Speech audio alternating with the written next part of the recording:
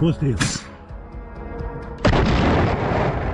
A Russian motorcycle column races across open terrain near Toretsk, riders waving red banners and tricolors, believing speed will carry them through Ukrainian defenses. Precision fire tears through the formation within seconds, and bodies scatter across the fields alongside disabled motorcycles. Ukraine's 12th Special Forces Brigade Azov turned a bold Russian assault into a graveyard of steel and ambition. And that's what we're breaking down today.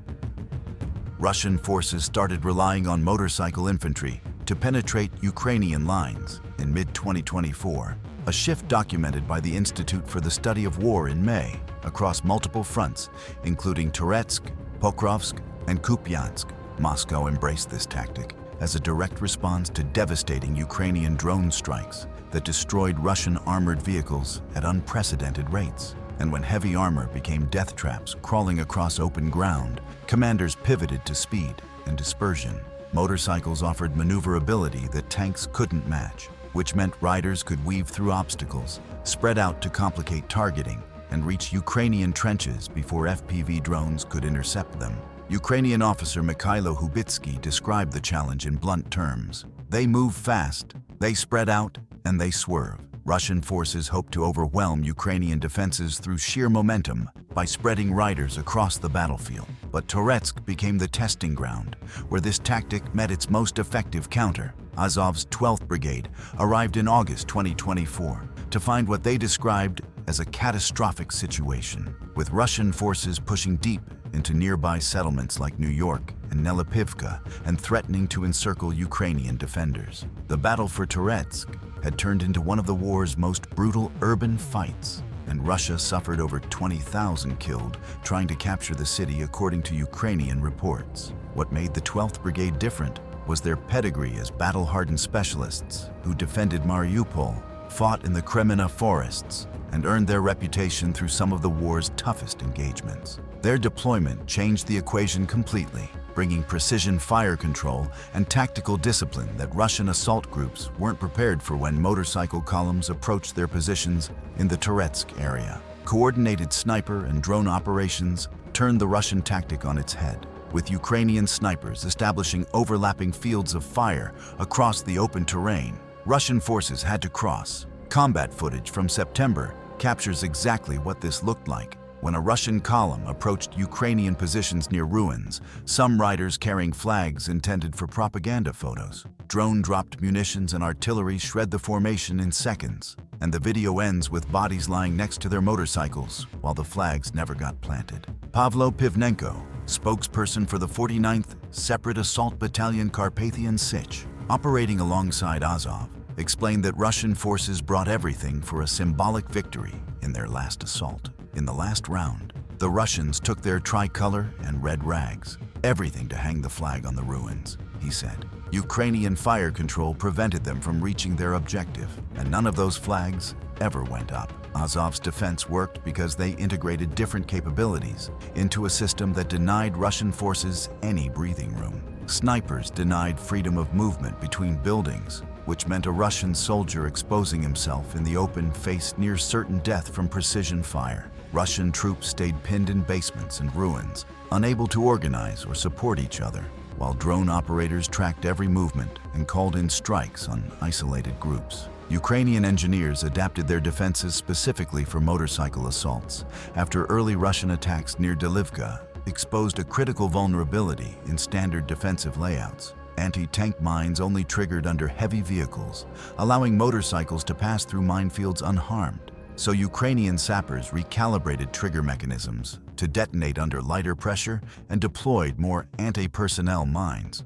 Russian forces launched their third combined assault using both armor and motorcycles, and the recalibrated minefields caught the motorcycle groups, while drones focused on destroying the heavy armor. Geolocated footage from May shows Russian motorcycles damaged and burning along roadsides, their riders flung off in explosions before Ukrainian drones finished them. The adaptation worked, turning what Russian commanders hoped would be a breakthrough tactic into another avenue for catastrophic losses. Russian motorcycle casualties across the entire front reached staggering numbers, with open-source analyst Andrew Perpetua documenting nearly 100 motorcycles destroyed between February and June alone, and dozens more damaged. Ukraine's 702nd Mechanized Brigade posted footage in July of what they called a motorcycle cemetery near Vuhledar, showing at least 15 destroyed motorcycles alongside wrecked armored vehicles. But Russia kept pushing the tactic regardless of the losses.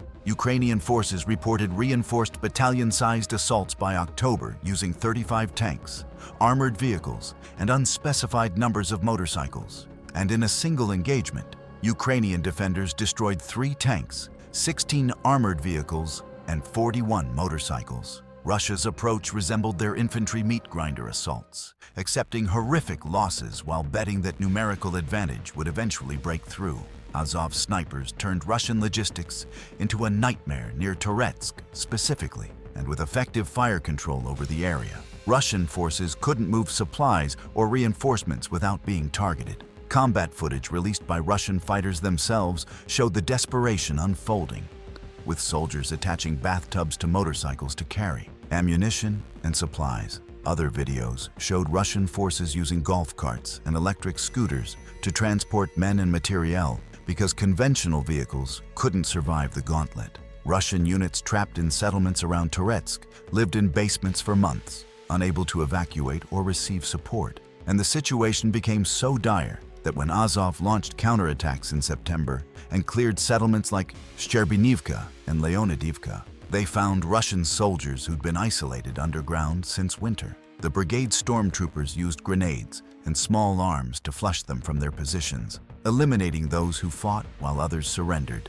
This systematic suppression allowed Azov to break Russian encirclements and retake territory. And in early September, the brigade announced they'd stabilized the previously catastrophic situation in New York and regained control of parts of the settlement. Deep state mapping confirmed Ukrainian advances in Nelipivka and other areas, which meant Russian forces that claimed complete control found themselves fighting for positions they thought they'd already captured. Every failed motorcycle assault represented not just destroyed equipment, but dead assault infantry that Russia couldn't easily replace, creating a strategic cost for Russian forces that went beyond tactical defeats. A spokesperson for a Ukrainian brigade operating in the Toretsk direction claimed Russian casualties in the sector approached 51,000 by late July, with over 20,000 killed. Those numbers can't be independently verified, but the visual evidence of destroyed vehicles and intercepted communications suggested Russian units were being ground down faster than they could be replenished.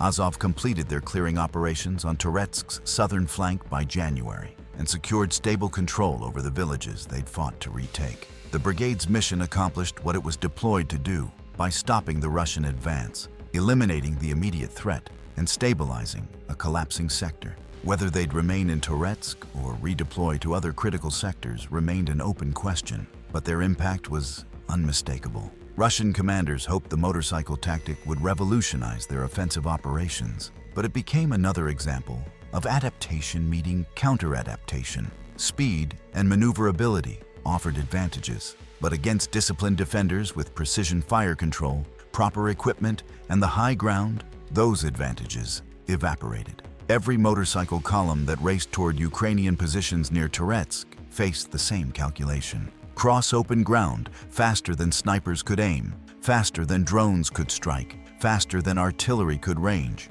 and most didn't make it. Russian military training facilities continue preparing motorcycle units for future assaults, with Defense Minister Andrei Belousov emphasizing their importance in July 2024 and systematic motorcycle training underway across Russian-held territory by spring 2025. The question isn't whether Russia will keep using the tactic, but whether future motorcycle assaults will meet the same fate as those that approached Azov positions in Toretsk. Fields around Toretsk tell the story for now, littered with burned motorcycles, abandoned equipment, and Russian soldiers who believed speed would save them. Azov snipers and their coordinated defense proved otherwise. What do you think about Russia's motorcycle assault tactics? Are they a desperate adaptation or a legitimate innovation? Drop your thoughts in the comments. If you want more frontline analysis and tactical breakdowns, hit that subscribe button. More coverage of Ukraine's elite units coming soon.